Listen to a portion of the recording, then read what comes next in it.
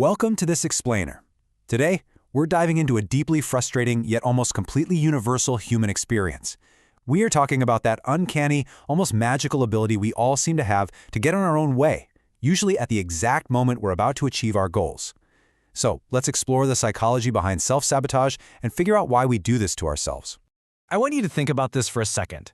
Have you ever wanted something so badly, you worked toward it, you got super close, and then somehow you did something that pushed you totally away from it? Maybe you procrastinated on a massive project until it was literally too late.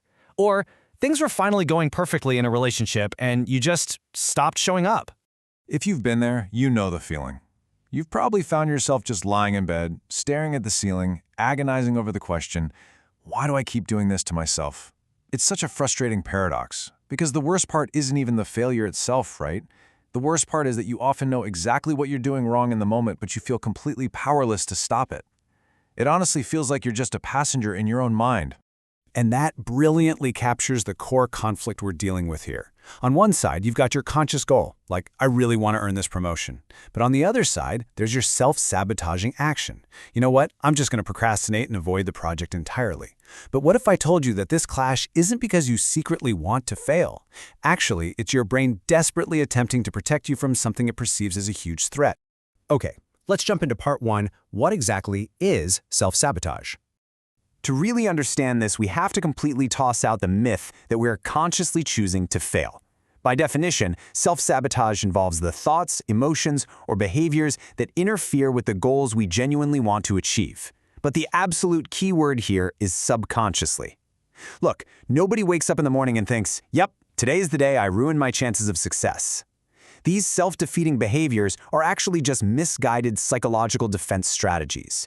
Your mind is trying to shield you from rejection, from disappointment, or from the intense pressure of the unknown. It's basically an overprotective bodyguard that has severely overstayed its welcome. And hey, if you're sitting there feeling like you're the only person who does this, you're absolutely not. Research shows that procrastination, which is a classic, textbook form of self-sabotage, affects roughly 20% of the adult population. To put that into perspective, that's 1 in 5 adults who are constantly battling their own internal protective barriers just to get their daily tasks done. Which brings us to part two, why your brain prefers safety over success. So why on earth would your brain choose a miserable but familiar situation over a successful but unknown one? Well, imagine you're offered an amazing new job. It's exactly what you wanted. But suddenly your brain starts whispering, what if I fail? The opportunity hasn't changed at all, but your perception of it has. This happens neurologically through something called the amygdala hijack. It's this super fast, low-road pathway in your brain. In literally milliseconds, a sensory input bypasses your logic and hits your amygdala, your brain's emotional alarm system. The amygdala spots a threat and slams the fight or flight button before your rational, logical frontal lobes even realize what's happening. Your logical brain is completely bypassed, and you end up taking impulsive, self-sabotaging actions just to escape that anxious feeling. Now, this intense physical reaction very often stems from cognitive dissonance. You might have heard this term before. It's that incredibly uncomfortable mental tension you get when you hold two totally contradictory beliefs at the same time. For example, let's say you desperately want success, but deep down, because of past experiences, you truly believe you don't deserve it. That creates agonizing mental tension, and your brain hates that tension. So to fix it, your brain subconsciously prompts you to sabotage your own success. Why? So your reality matches your negative belief. The tension is resolved, sure, but your goal is totally destroyed in the process. Now let's dig a little deeper in part 3, the hidden drivers of self-sabotage. We really need to unpack the specific, deep-seated fears that are pulling the strings behind the scenes. Psychologists highlight 4 primary patterns that cause us to act against our own best interests: the fear of failure, the fear of success, negative core beliefs, and unconscious defense mechanisms. Let's break these down quickly, one by one, because figuring out which one is driving you is the absolute first step to stopping it. First up is the fear of failure, which almost always comes down to ego protection. Think about it. If you procrastinate or underprepare for something, you're giving yourself a built-in excuse. You get to tell yourself, well, I only failed because I didn't really try. And honestly, that feels so much safer than facing the ultimate threat to your ego, which is, I tried my absolute best, I gave it everything I had, and I still wasn't good enough. By self-sabotaging, you're subtly protecting your self-image, making sure you never actually put your true potential on the line.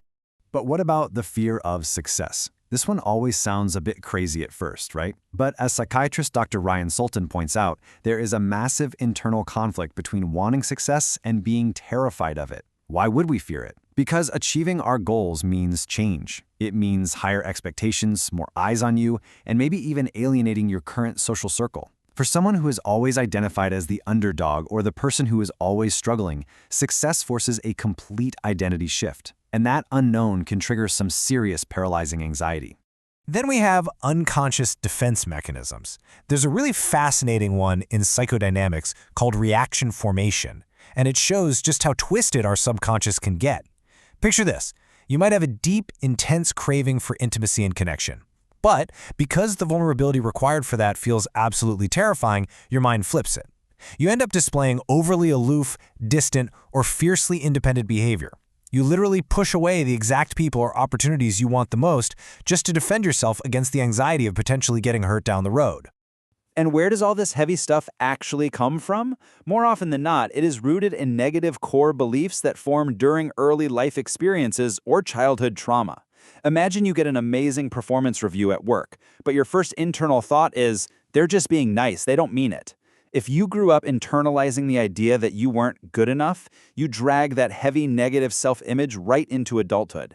You accidentally create a self-fulfilling prophecy where you actively seek out situations or act in ways that confirm your biggest insecurities simply because that negativity is what your brain recognizes as familiar and safe. So how do we get out of this trap? Let's move to part 4, breaking the cycle. How do we actually hit the brakes on these automatic responses and calm that frantic amygdala down? Well, it starts with some in-the-moment techniques. When you feel that amygdala hijack creeping in, that sudden urge to just quit, to snap at a loved one, or to aggressively avoid your to-do list, try these exact steps. First, name the emotion out loud. This literally forces your rational brain to turn on. Second, force a strict 6-second pause before you react. Third, use controlled deep breathing to settle your nervous system. And fourth, physically change your setting. Just walk into another room. Doing this gives your rational thinking brain the precious milliseconds it needs to catch up and take the steering wheel back. Now, once you can handle the heat of the moment, you need to build long-term prevention strategies. Mindfulness and meditation are incredible because they physically strengthen the connection between your emotional and logical brain centers. Keeping a diary to track your triggers builds insane self-awareness. Cognitive behavioral therapy, or CBT, is amazing for actively rewriting those deeply held negative beliefs we talked about. But most importantly, you have to let go of the myth of innate talent. You have to be willing to push through the initial awkward discomfort of not being perfect at something so you can build real, hard-earned confidence over time. Which leaves us with this final, crucial question to think about.